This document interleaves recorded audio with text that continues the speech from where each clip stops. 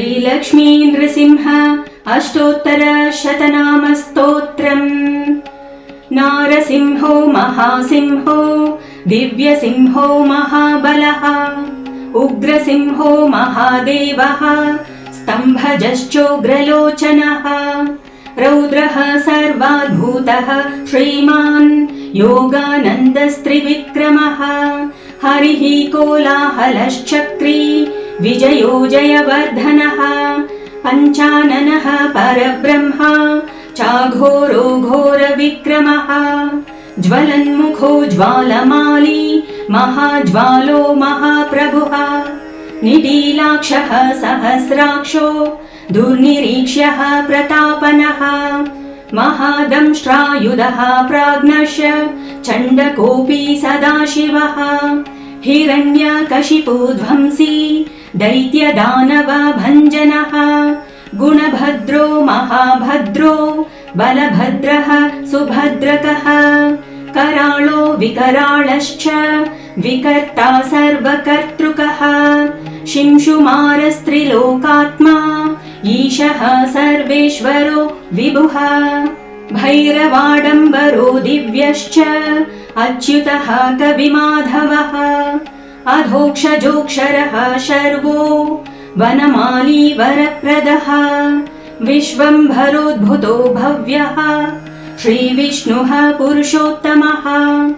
अनघास्त्रो नखास्त्रश्च सूर्यज्योतिः सुरेश्वरः सहस्रबाहुः सर्वज्ञः सर्वसिद्धिप्रदायकः वज्रदंष्ट्रो वज्रनखो महानन्दः परन्तपः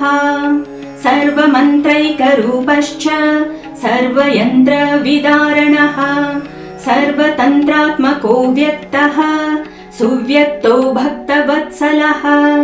वैशाख शुक्लभूतोत्तः शरणागतवत्सलः उदारकीर्तिः पुण्यात्मा महात्मा चण्डविक्रमः वेदत्रय प्रपूज्यश्च भगवान् परमेश्वरः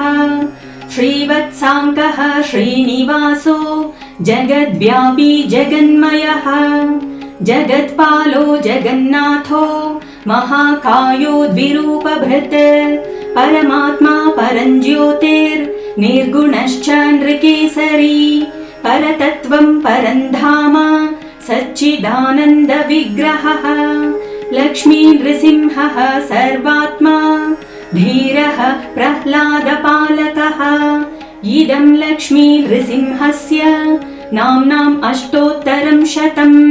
त्रिसन्ध्यं यः पठेद्भक्त्या सर्वाभीष्टमवाप्नुयात् इति श्रीनृसिंह पूजाकल्पे श्रीलक्ष्मी नृसिंह